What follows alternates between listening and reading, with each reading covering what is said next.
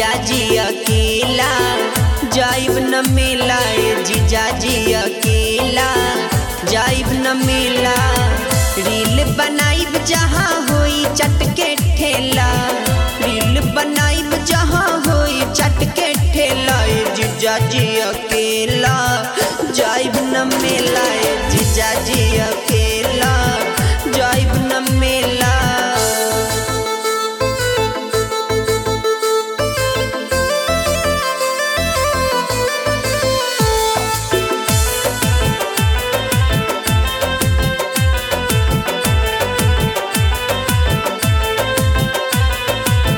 हमरा न ऐसे झूठो के पोहलाई दीदिया के संगे पहुना जी आई।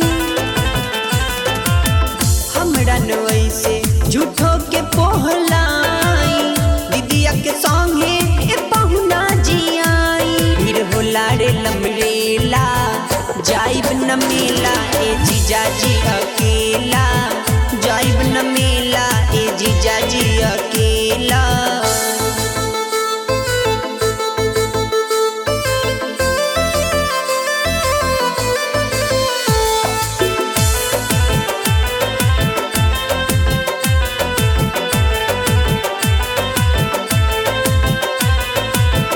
ऐसे न हमरा के करी उदास मानी न बात जीजा फुलटुन सुभाष।